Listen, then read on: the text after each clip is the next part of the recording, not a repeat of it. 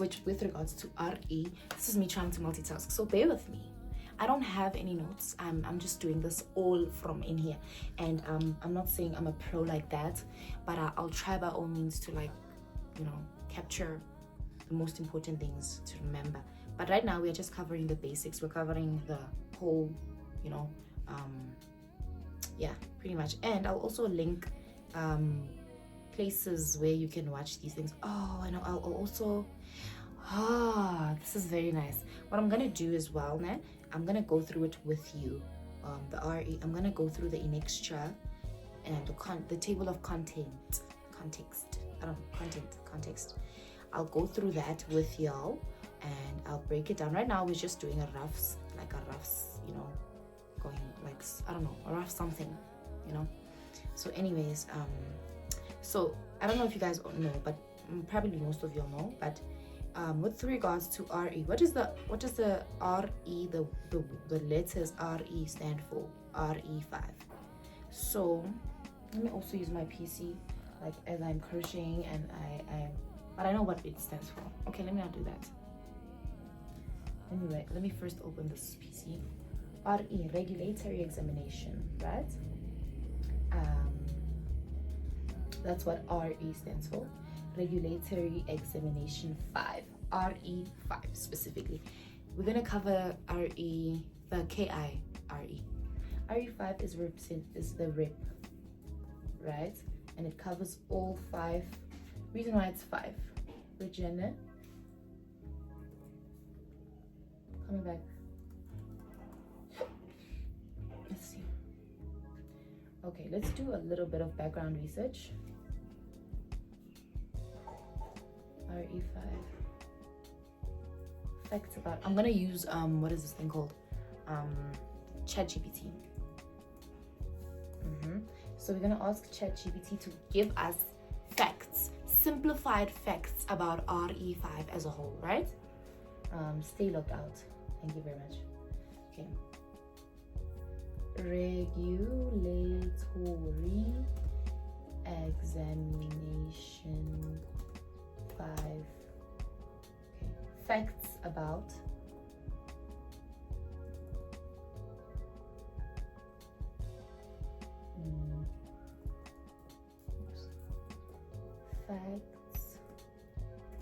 simplified facts about RE5.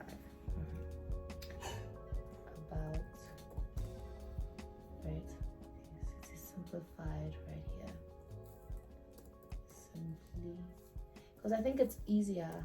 Well, while I was studying the RE, right? Personally, it was easier for me to grasp when I made it easier for myself, when I kept it very simple. Because you know how everything has its own language. Like, there's science has its own language, the financial industry has its own language, law has its own, you know, like the certain terms that you use for a specific philosophy, if you get me.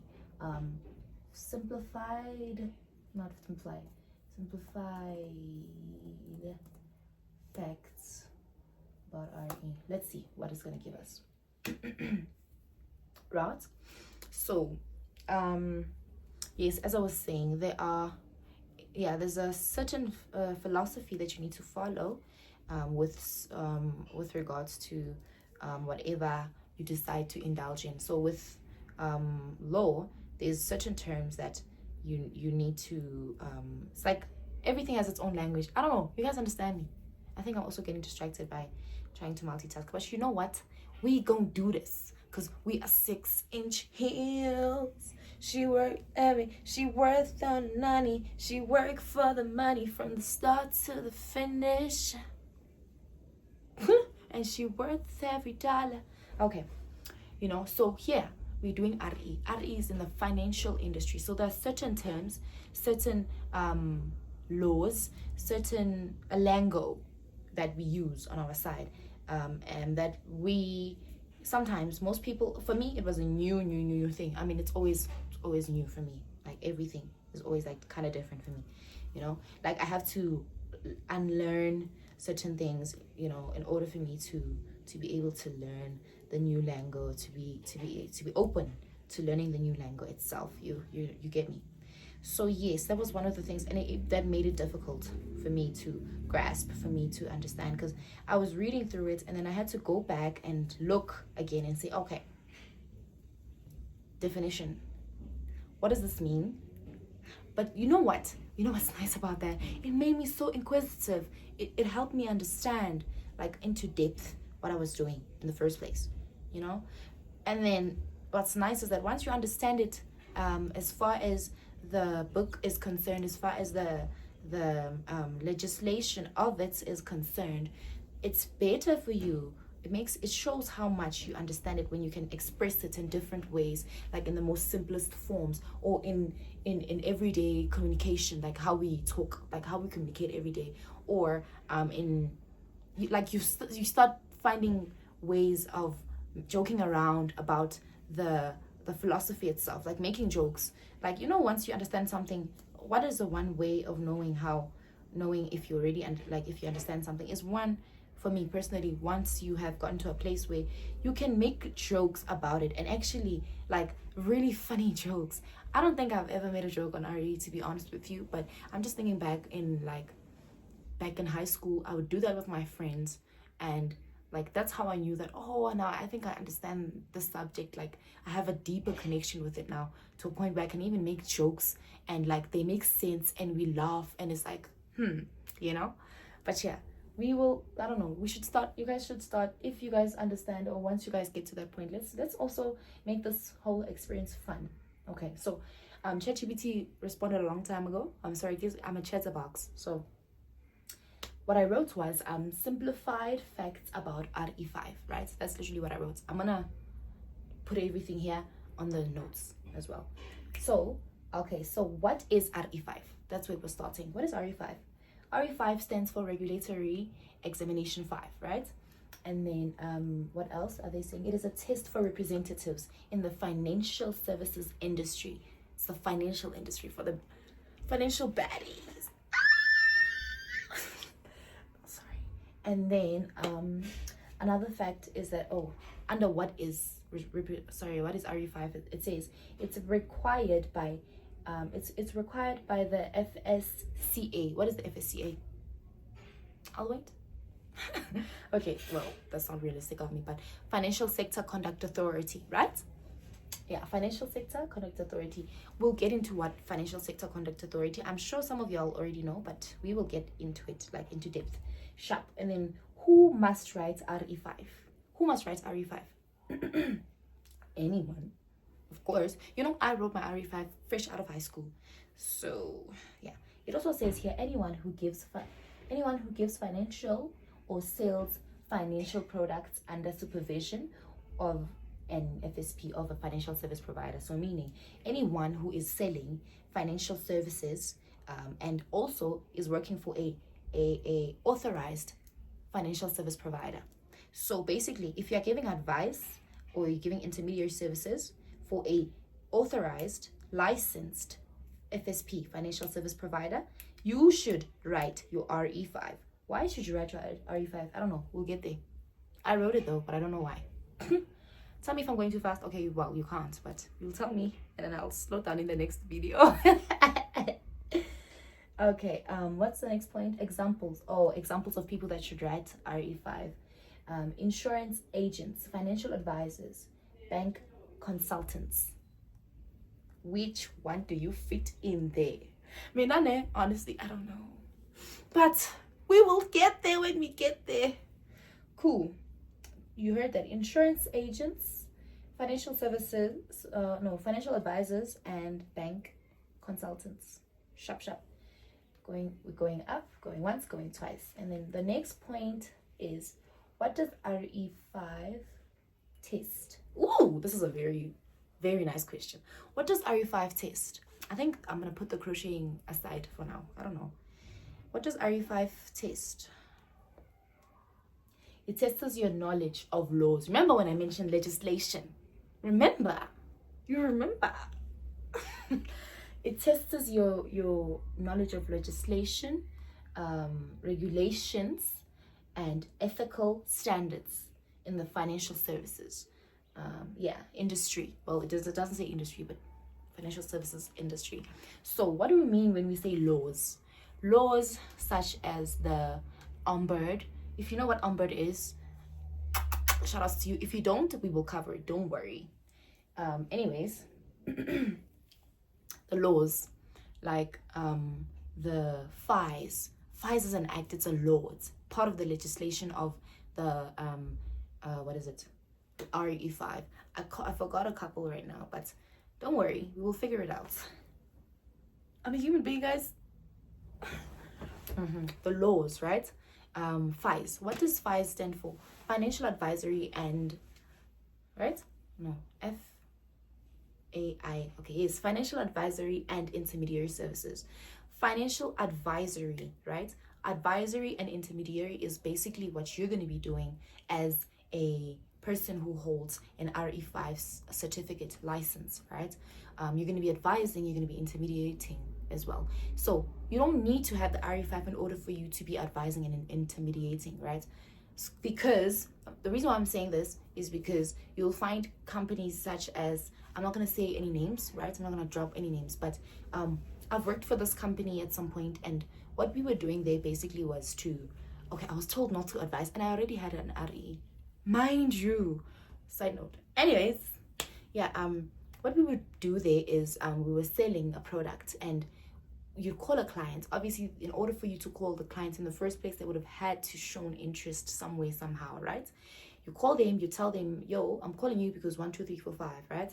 And then from there, they decide that, like, yes, based on your pitch as well, based on your professionalism, ethical standards, in this case, based on your professionalism, based on your ethical standards, like based on your articulation, based on your like wokeness, if you get me, you can manage to get the client, depending on also their interest. If the learner, the client, whoever is interested in whatever you are pitching to them at that point, obviously they will say yes or no. Let's say in this case they say yes, and when they do say yes, what happens? Law happens. Sure. Okay. You disclaimer. In most what is it called? Most authorized FSPs, there will always be a disclaimer. Like, there should be. That's one of the ways that you can determine that, like, the FSP is authorized. There will always be a disclaimer. What does a disclaimer look like? This is basically where they tell you, please note that all of our calls are recorded for quality and security purposes. And then they'll tell you this company is an authorized financial service provider and the FSP number is da da da da da da da. You see, so that is like one way of like looking at the law. So FAIS, where does the FAIS go? Where in that specific thing that I just mentioned? So okay, FAIS is basically, isn't it? I just mentioned that the calls are recorded. All the calls are recorded, right? FAIS is where the recordings that you are the recordings that are recorded. I don't know. Hopefully, it makes sense. They are basically where it's like a portal for all recordings from each and every single financial advisor, each and every single bank consultant, each and every insurance agent, and like each and every single conversation that happens between a consultant and a client. All the recordings are recorded. This is for law. So this is where one of the things that fall under the umbrella of law, right? You have to tell them it's the law. You have to tell them that they are being recorded, so that it's not a thing of like they didn't know, right? First of all, right? Secondly, you have to disclaim. You have to tell them that you are representing an authorized company, an authorized financial service provider. You have to. Merely for what reason? Because they need to know. So whether or not they're actually listening to you, but they need to know you, because it's recorded, so it's mandatory. It's part of the law. You have to do it. I don't know. Hopefully you guys get me. I feel like I'm over explaining, but yes, knowledge of the law, right? We'll get into depth of everything, and then regulations. Okay, wait. Oh yes. So the FAIS is one way in which they can regulate. They can supervise you your progress, your impact, to see if you're being professional, if you are being ethical, if you're fit and proper, if you are knowledgeable of the product that you're selling in the first place, if you are following certain things, certain rules. Because now, if you don't have specific, or if you are working under a specific field, you can't do certain things. This is why I was saying, this is why I was mentioning my point earlier. I don't remember which point or what, but there's certain things that you can't do merely because of you don't have certain things. Like when you don't have a RE, you can't advise. But then in some institutions you can. So people work differently, you know. Anyways, the topics that are included under knowledge of laws, regulations, and ethics standards are FAIS. I already mentioned FAIS. The FAIS Act. What is the FAIS Act? Financial Advisory and Intermediary Services.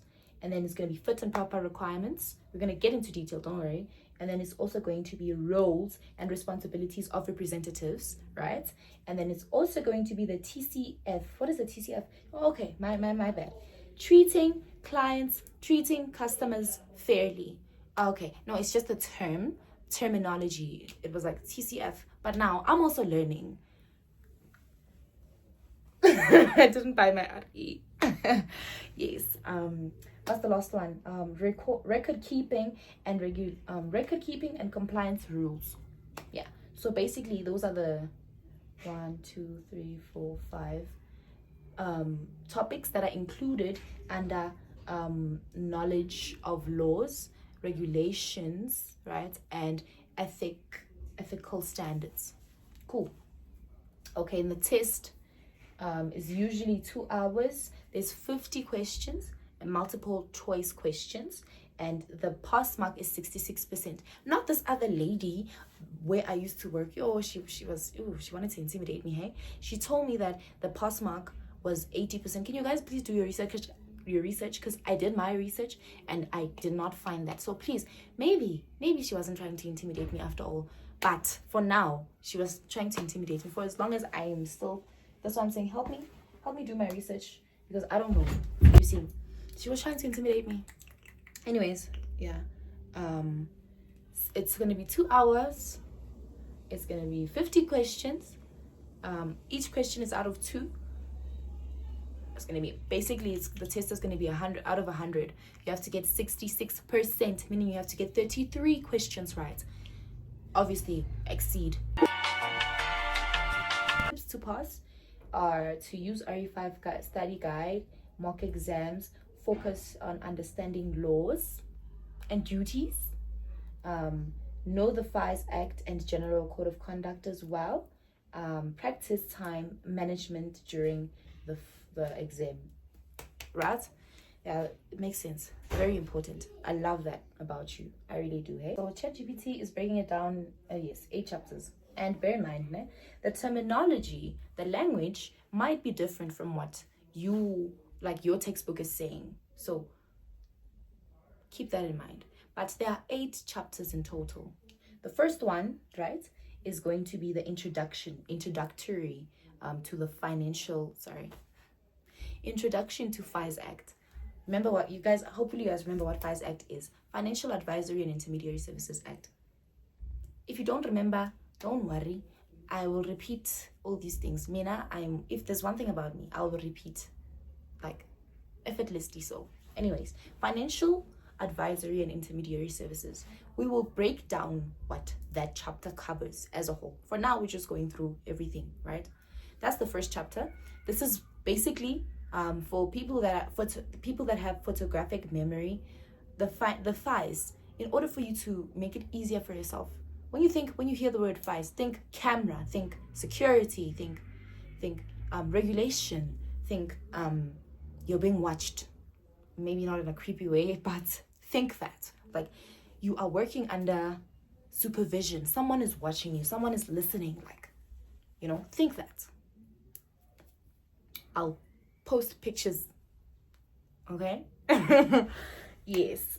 So basically, this is basically, we're going to cover under the FAIS. We're going to cover the purpose of FAIS, right? We're going to cover the key definitions under the FAIS Act. We will cover the history behind FAIS.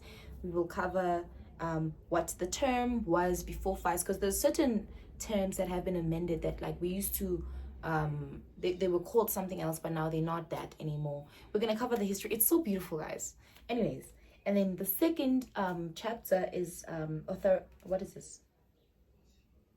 Authorization of financial services provider. Okay, licensing of financial service providers. I think in most books that's how, that's the standard.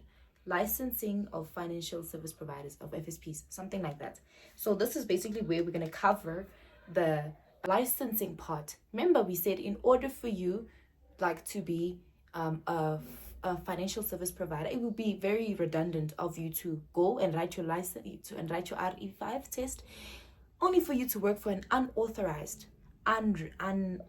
yes company, financial service provider that doesn't have a license. Because now you are indulging, you are adding yourself under fraudulent activities, which is so not fit and proper. Hey, it's very much sketchy for you and your reputation. Anyways, I'm not judging, I'm just saying.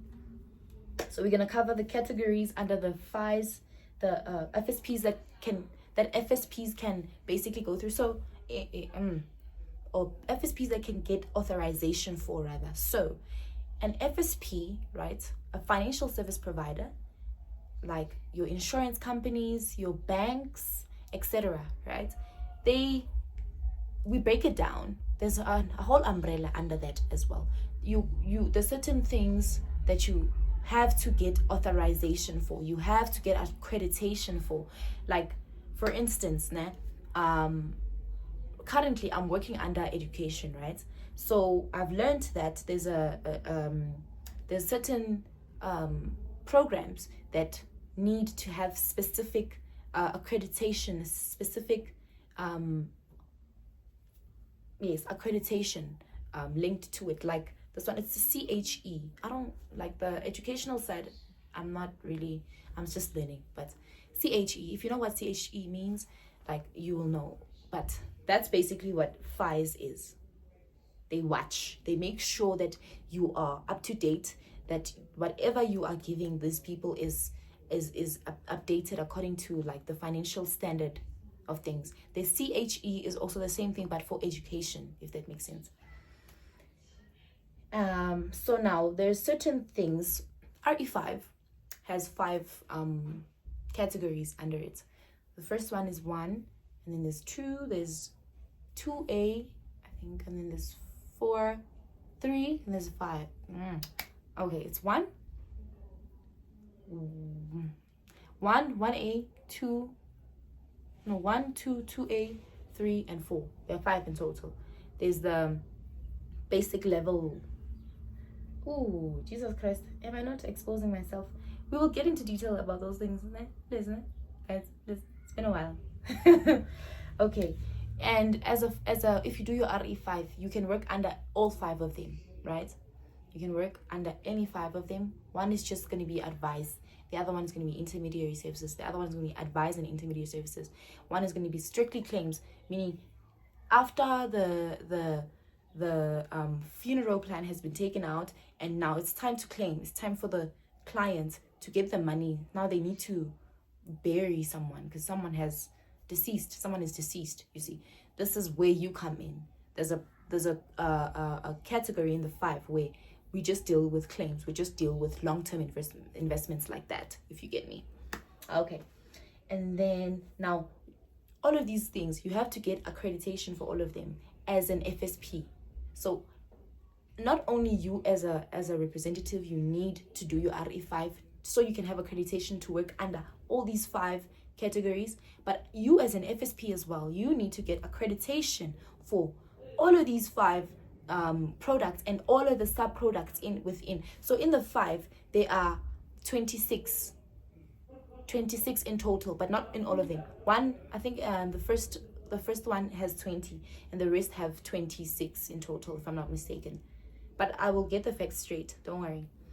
It's fine, we make mistakes, we're gonna learn with time. For me, it's more of a thing as kumbuza, you understand? But y'all, bear with me. So yeah. So yes, 26, in all those 26, they still need to get accreditation for all 26 of them if they want to provide all 26 of them, if that makes sense. And great. And then the next one is going to be fit and proper. Fit and proper is basically, okay, wait, let me go back to FSP, financial services providers. I get it, I covered FSPs. So we're going to cover FSPs, we're going to cover representatives, we're going to cover KIs, key individuals. That is where basically supervision on the first level. So it's going to be your representatives, going to be KIs, it's going to be compliance officers, it's going to be the FSCA, my bad, FSCA, and then it's going to be the FSP. No, I got it all wrong. FS is going to be the representative, key individual, compliance officer, FSP, and then anything on top of that. But I'll break it down, don't worry. And then after that, what comes after? We're going to the third point, which is fit and proper requirements. Under fit and proper requirements, we're going to be covering honesty and integrity. We're going to be covering competency and your qualifications. We're going to be covering your skill. What is it? Skill something.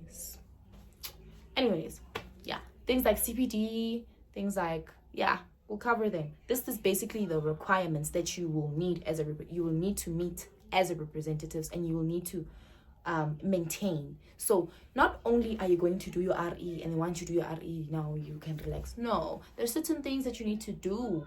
You need to grow, right? What does this term, Betty? Anything that is stagnant? I don't know, but I'll put it somewhere there. I hope you guys are enjoying my lesson, because I'm a work in progress. And okay, let me not be too self-centered.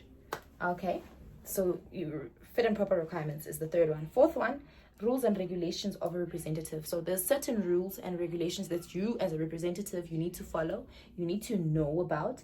You are going to be there's going to be supervision, okay, there's going to be mandates, and there's going to be limitations. We're going to get into detail about that. And then there's going to be the general code of conduct everywhere. This is mandatory. General, or let me rather say code of conduct is everywhere. Schools, like, and I'm not talking education level. I'm not saying like, since I am selling education right now, but even in that level, there are rules and regulations. There's a code of conduct that you need to follow. In school, like high school, there is a code of conduct that you need to follow. Everywhere there's a code of conduct. So that, don't think that you can dibble and dabble around it. There's certain, like, you have to.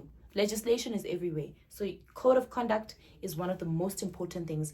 This is the section where you're going to cover so many things that you need to know, and not with that creme pass and forget method, CPF method. No, you need to know them, period. You need to know them, period. It's non-negotiable. So there are fair trade. There's certain things that we're going to cover under that, under the code of conduct, the general code of conduct, such as fair treatment of clients. That is a very important thing. That is a very, very important one, because not only you're going to be dealing with different people, you have to be fair when it comes to this. You have to be fair. You have to. And I had a point. What did I want to say? In order for you to advise, let's say you're under that side of things, you're an advisor, you need to know, you need to ask, you need to probe appropriately in order for you to give a client the information that they need as a whole, so that you can give them like all the information they need to make an informed decision, if that makes sense. So you need to treat your clients, all of them, like badly, equally. Rich. Sorry, my PC just switched off. Oh Lord.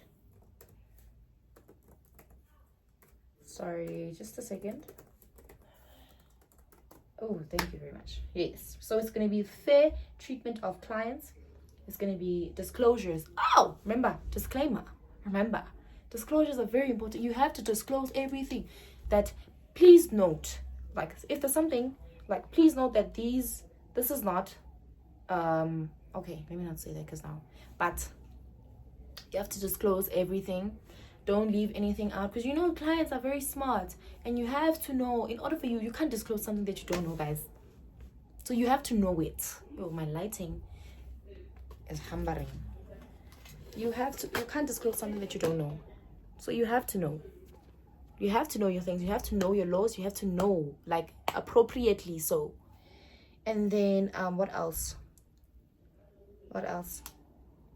Disclosures, advice process. Okay, I already mentioned the advice process. That's basically where you have to probe, ask questions, so you can give a client advice, appropriate advice, based on the information that they have given you, and then so they can also make an informed decision based on the information that you have provided, that you have given to them, if that makes sense. Great stuff. Okay, we're running out of time. Number 6, it's compliance management. Which one is this one? Handling complaints according to the file. Okay, I remember. Ombud. Do you remember the Ombud? I mentioned Ombud earlier, but yeah, this is basically also another part of the legislation, rules and regulations that you need to follow. So if a client comes with a complaint, you don't deal with you don't resolve the complaint aside. You have to follow certain rules and regulations. You have to tell them, okay, as a learner, look at the educational field having a blast on me. Sorry, was I saying? You have to follow a certain procedure. So based on the knowledge that I have here, we're gonna go in depth, guys. Don't crucify me. I might be wrong, right? But what I know is that if a client has a complaint, maybe you, with your disservice, maybe you did something wrong, or I don't know, right? They will obviously speak to you about it, and then you can tell them, no, I hear you, but then this is where you need to go with your complaint, ma'am or sir. Meaning the process has to start with the FSP, of course. So you give them the details where they need to complain first. Within the FSP, you send them to the complaints department. They send their complaint and whatnot. So the FSP helps them, but maybe not to the level that they wanted. Maybe now they need more. Maybe they feel like, no, I need more, type of thing. Now, this is where they can go and raise a complaint, file a complaint with the next body. I think it's Ombud. I'm not sure. They go to Ombud. Ombud is basically like a court type of thing, but for the financial problems, it's like a formal thing, if you get me. If you don't have a lawyer, they provide a lawyer for you. Like it's you obviously, there's going to be money taken out there. You feel me? Yes. Oh my god, my PC is off again. Sorry. So there's a certain hierarchy, I think that's the word I was looking for, that you need to follow with regards to complaints, lodging complaints, if that makes sense. You can't just lodge a complaint nje ngoba wena une complaint. You have to go certain steps, levels. You start here. If it doesn't work out, you go there. If it doesn't work out, you go there, and like that until you are satisfied. But there's also a limit. So let's say your complaint goes to the final step, I think level of the hierarchy. I think it's Ombud, I'm not sure, and they help you and you're not satisfied, then there's nothing that they can do, you understand? But obviously you can do your own thing now, find your own lawyer, and there's certain things that you can't do once you are under, but we will cover them. Oh my god, I love this, everything is coming back. But okay. And then recording or record keeping and reporting. Number 7, record keeping and reporting. What records must be kept and for how long? I don't remember how long, but record keeping is very important. I think I remember there's a 5-year policy. So if the client terminates a contract, a premium, whatever, depending on whatever product you're selling, there's a 5-year. So let's say I terminate my iCloud premium or iMusic premium this year. So from today going forward, that's when the 5-year period starts, right? And it's important because anything could happen. So we need to keep these records, and we can also outsource. Oh, everything is coming back. We can also outsource our the places where we keep our records, because like you can't just keep records like digitally. What if something happens to the system? You have to also have physical documents, and you can't just keep your physical documents. You can't just have those. You have to have backup, and you can outsource it. Basically, you can put it at different places, and you need to let the regulatory body, whether it's the Financial Sector Conduct Authority, yes, you need to let them know. You need to disclose that I have my records and I'm keeping them at a certain place, and there's a certain time that you need to, like, let's say they request a specific document, a specific record. There's a specific duration, I think it's 7 days if I'm not mistaken, that you need to provide that document. So the place where you are keeping your documents has to be very close to you. If it's a physical place, if it's like physical documents as well, it has to be very close to you, so that you have to meet the specific days that they are expecting you to send or to bring a specific document to them. I think it's 7 days, but don't worry. You see, guys, you trust me. In me, we trust. Okay, and then let's go into the record reporting. How long? Oh, I already covered that. How long? I didn't cover it wholly, but we'll get into detail. And then what is this? Consequences of non-compliance. Ooh, that's also an important one. Everywhere there's consequences, where like if you do something, you will reap the benefits of it. You will reap the disadvantages of it, the consequences of it. Every single decision you make in life has consequences. It has pros and cons. Whether it's good for you, a consequence can also be a good thing for you. Doesn't mean that, now, certain words have stigmas, but in this case, consequence is not something that, you should be wanting. Because in this case, it's bad. In this case, it's bad. Yeah. So anyways, there are penalties, there are enforcement actions, and there's disciplinary steps rather. We'll get into detail of those. There are penalties that you can have to pay for certain things that you're doing. There's suspension, there's withdrawal of your license. Withdrawal meaning they're going to withdraw it and you can't write your test for a specific duration period that they will give you. And then with suspension, they suspend you for a specific time, and then you can get you're basically under investigation, and then you will get your license once they have finished with their investigation and they got to a place where now they know that, okay, you are not guilty or whatever. Yeah. And then the enforcement actions are things such as jail. The word enforcement is like okay, this is gonna be an hour long deep chats, but anyways, yeah, there are certain enforcement departments, certain things that as a financial industry we can't do, but there's certain things that we can't do. Now we move to some people, like we involve the police force, we involve certain people. Everything is coming back, but it's not coming back vividly, but it's coming back. Trust in me. Okay, and then the disciplinary steps. Okay, I think I already mentioned something along the lines of disciplinary steps. This is basically where, if you, let's say maybe an example, I'm giving examples, I'm not covering everything as a whole, but let's say maybe you got your license, or maybe something happened, maybe fraudulent, you're under an investigation, and then they put you under suspension. So that could be one of the ways of disciplinary steps that they can take. They can debar you.